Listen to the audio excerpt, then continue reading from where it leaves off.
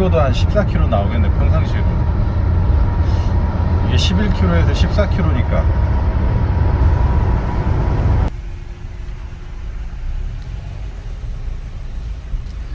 네, 오늘은 수원에서 출발해서 익산을 들렸다가 지금 태릉으로 지금 가는 길입니다. 지금 중량교를 지나가고 있지만 많이 막힙니다. 시간은 8시고요. 익산을 들렸다가 다시 수원을 찍고 여기까지 오는데 384km를 뛰었고요. 오늘 하루 연비는 13.1입니다.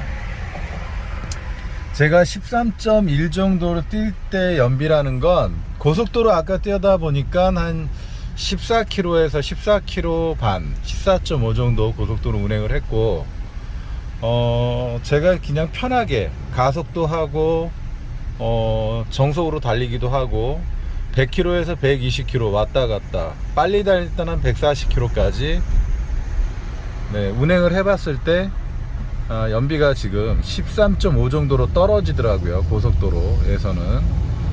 그러다가 이제 퇴근하는 자고 이쪽으로 오니까 한 13km대를 머물고 있습니다. 절대 나쁘지 않은 연비 같아요. 왜냐하면 제가 태릉에서 수원 왕복 120km를 운행을 갖다가 해본 결과 일단은 한 1500km 정도 뛰니까 1500km 정도 운행 거리를 보니까 11km가 나옵니다. 11km. 지금 13km. 나쁘지 않은 연비 같아요. 2.4리터 가솔린이 SUV가 11km 정도 나오고 고속도로에서는 13에서 14 정도 나온다라고 하면 연비 때문에 고민하실 필요는 없을 것 같습니다. CRV 여러분들이 궁금한 점 중에 하나가 한 1000만원대에서 1000만원 초반이든 외제차를 한번 타보고 싶다라는 건 모든 사람이 그렇게 생각합니다. 근데 이제 여기서 중요한 게 뭐냐면 유럽 차들은 뭐 벤츠나 BM, 아우디, 폭스바겐 한 15만 킬로 넘어간 차다, 10년 넘었다, 15만이 넘었다 라고 하면 누유 때문에 고생을 많이 합니다. 누유 때문에 고생을 많이 하고 수리비 200에서 300은 기본적으로 터집니다. BMW, 벤츠, 아우디, 폭스바겐 이 유럽선 차들은 전부 다 누유가 심합니다. 심하기 때문에 15만 킬로 넘어갔다라고 하면 누유 부분을 꼼꼼히 한번 체크를 해봐야 돼요. 누유 외에 다른 부속도 고장이 날 수는 있습니다. 하지만 누유는 피해갈 수가 없어요. 그래서 누유 수리비만 보통 한 200에서 250만원 정도가 들어가다 보니까 이거는 아마 꼼꼼히 한번 체크를 해보셔야 됩니다. 최대한 300만원까지 6기통은 300만원까지도 들어갑니다. 일단은 그 유럽차를 갖다가 본인께서 타고 싶다라고 하면 그 수리 비용을 한 300만원 정도를 고려를 해야 돼요. 만약에 고쳐져 있는 차다라고 하면 얼마나 고맙겠습니까? 그러면 당장 사야 되겠고, 고쳐져 있지 않는데 사고 싶다라고 하면 지금은 많이 세지 않고 미세다라고 하면 언젠가는 고수리비가 나옵니다. 분명히 명심을 하셔야 되고요. 그와 이제 비슷한 일본산 차들도 누유가 없지는 않습니다. 누유가 없지는 않지만 또 많지도 않아요. 일단은 통과를 하고 일본산 차들도 누유가 없지는 않습니다. 누유가 있다라고 하면 뭐 적게는 한 6, 70만원부터 많게는 돈 100만원, 200만원까지도 들어가는 차입니다. 하지만 유럽산 차에 비해서 현저히 낮아요.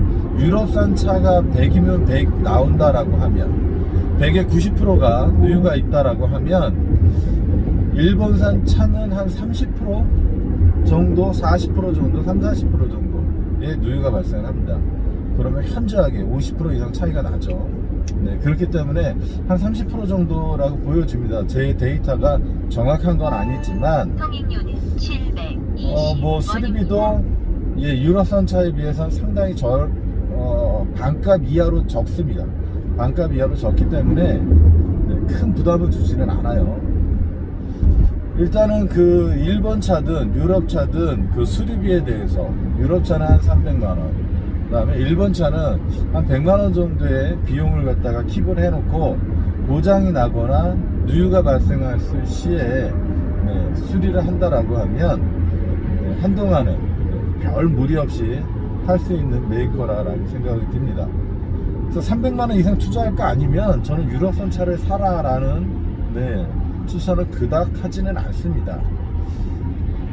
일단 그에 비해서 일본 차는 그와 저렴하게 들어가니까 차만 잘 고른다라고 하면 큰 돈 들어가지 않고 탈 수 있는 메이커가 아닌가 생각이 듭니다. 근데 제가 이런 지금 태능에서 수원까지 가는 연비 CRV 지금 체크 중에 있습니다. 처음에 11, 12 이렇게 왔다 갔다 하는데 CRV가 11.2 정도가 공인 연비입니다. 상당히 제가 볼 때 잘 나오고 있습니다. 의외로 제가 뭐 연비가 11km 찍히면 9.5, 10km 찍히지 않겠나 잘 나와봤자 했는데 10km는 무조건 넘어가고 있습니다. 11km대 나오고 있고요. 일단은 연비는 한 5,000km, 10,000km 이렇게 측정을 해볼 겁니다. 일단 CRV를 타면서 궁금했던 연비는 그 정도 일단 나오고 있습니다. 어제는 고속도로를 타봤지만 고속도로에서 13에서 14 중반까지 충분히 나옵니다. 연비 운전을 못했지만 그 정도 충분히 14km대는 무난하게 나왔고요. 이 차를 타면서 편의성은 보시다시피 제가 영상을 한번 보여드렸다시피 충분합니다.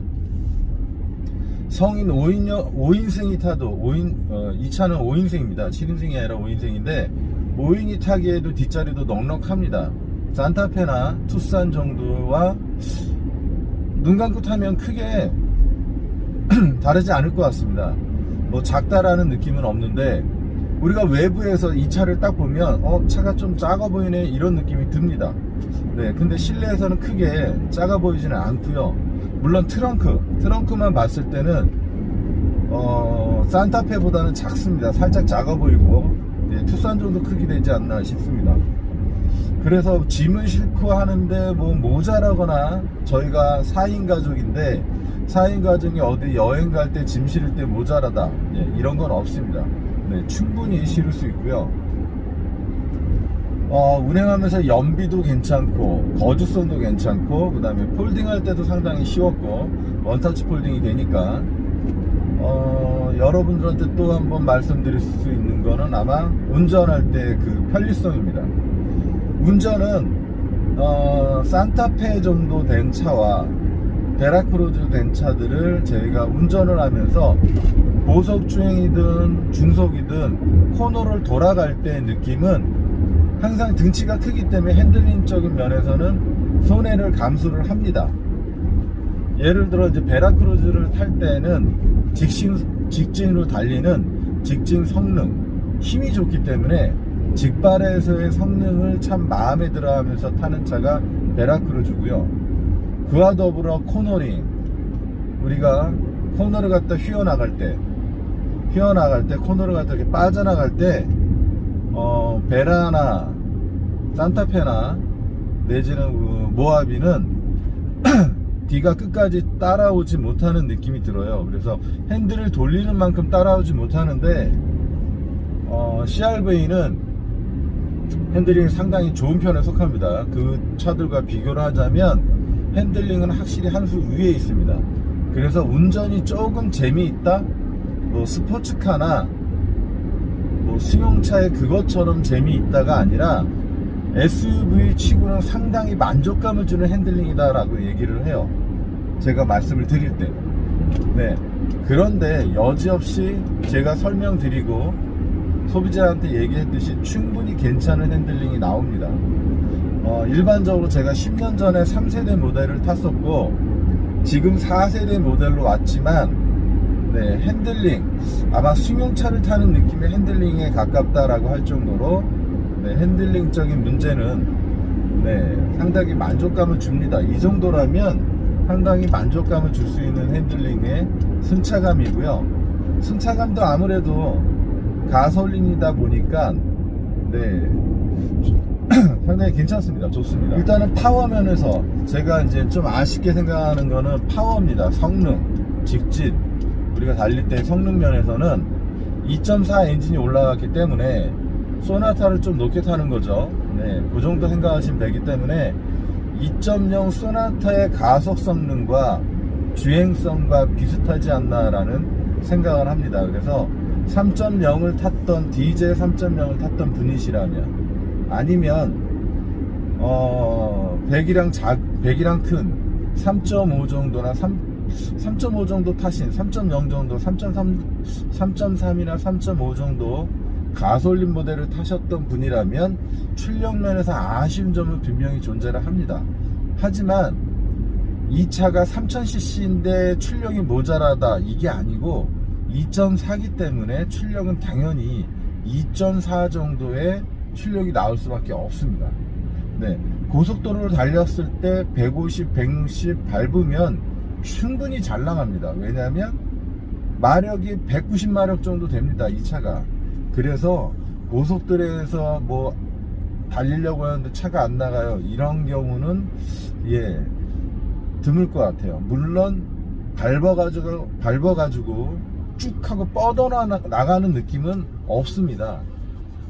저희가 3.5 제가 탔던 어코드는 밟으면 밟은 대로 나가요. 200km까지 그냥 숨도 안 쉬고 나가는데 이 차는 2.4에다가 SUV입니다. 그래서 그런 숨도 안 쉬고 튀어나가는 그런 맛은 없지만 2.4로서 패밀리 세단으로서는 패밀리 SUV로서는 충분히 만족감을 줄 수 있지 않나 싶습니다. 여기서 뭐 더 잘 나가면 좋겠죠. 더 잘 나가면 좋겠지만 가솔린 모델이 이런 SUV가 흔치 않습니다.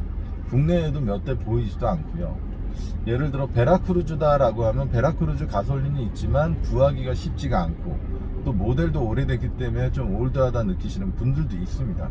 근데 가장 큰 단점은 베라크루즈는 연비입니다. 연비가 시내 연비가 한 5km 생각하시고 잘 나오면 6km, 그리고 고속도로는 한 10km 정도 나옵니다. 잘 나오면 그 정도 나오기 때문에 일단 복합 연비는 한 7에서 8 정도 베라크루즈는 나온다라고 생각하시면 돼요.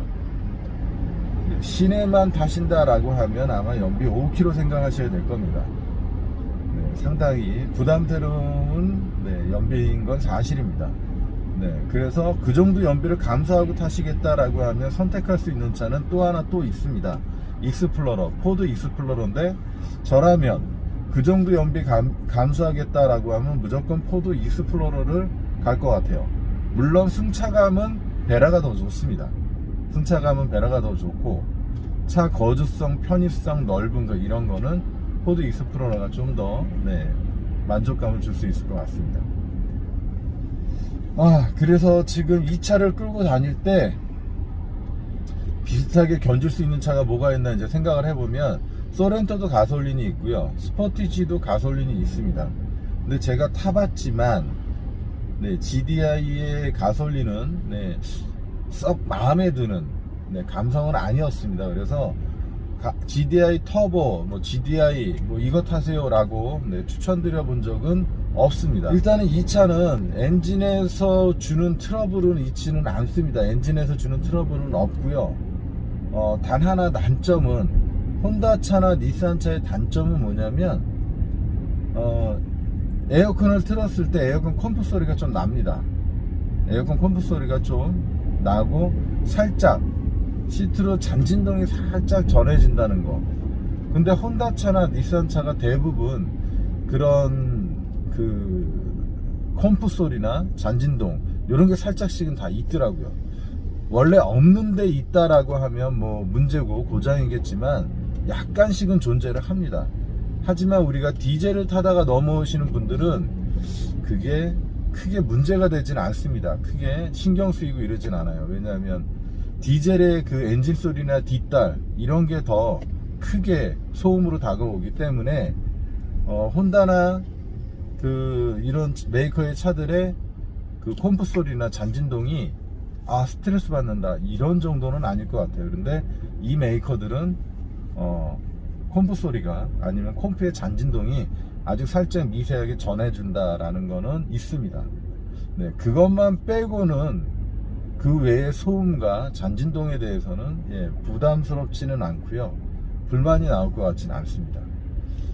하지만 우리가 국산차를 비교할 때 상당히 국산차는 조용합니다. 소음 대책에 대해서는 상당히 만족감을 주는 차가 요즘 국산 브랜드고요. 이 혼다 브랜드도 나쁘진 않습니다. 나쁘진 않고요, 장고장이 없고 충분히 좋은 모델이기 때문에 메이커만 띄고 본다라고 하면, 우리가 지금 이 차를 메이커가 지금 국산차다라고 생각하고 우리가 끌고 다닌다라고 하면 아마 제가 볼 때는 대박이 났을 것 같습니다. 이 혼다 CR-V를 현대마크로 달고 이 정도 내구성과 이 정도 성능과 핸들링, 거주성을 갖추고 현대마크를 달고 나왔다라고 하면 아마 베스트셀링이 됐을 거예요. 국내에서 엄청나게 팔렸을 겁니다. 가솔린인데 연비 11km 이상, 고속 14 이상 이렇게 나오죠. 내구성 좋죠. 그 다음에 엔진 트러블 없죠. 거주성 충분히 좋죠. 운전하기 편하죠. 승용 감각이죠. 그 다음에 여성분들도 후진해서 주차하기 상당히 용이하죠. 이런 차가 현대마크를 달고 나왔다. 제가 볼 때는 온 바닥에 이 차로 도배를 하지 않았을까 할 정도로 충분히 메이커만 띄고 본다면 좋은 차가 아닐까 생각이 듭니다. 일단 며칠 안 끌었기 때문에 더 느낌이 어떤지는 더 시간이 지나고 한 달 정도 지나서 더 다시 한번 말씀을 드리겠지만, 예전에 3세대를 타본 저로서는 4세대가 훨씬 더 좋지 않나 싶습니다. 3세대도 충분히 내구성이나 실용성 면에서 상당히 만족감을 주는 차입니다. 그런데 스마트 키를 달고 나오니 더 편리하고 더 좋고 이렇습니다. 충분히 매력 있는 차가 아닐까 생각이 듭니다. 다음 시간에 제가 더 느낀 점이 있다라고 하면, 또 단점이 있다라고 하면 굳이 찾아서 여러분들한테 이 차의 단점이 뭔가 한번 더 찾아서 보도록 알려드리도록 할 거고요.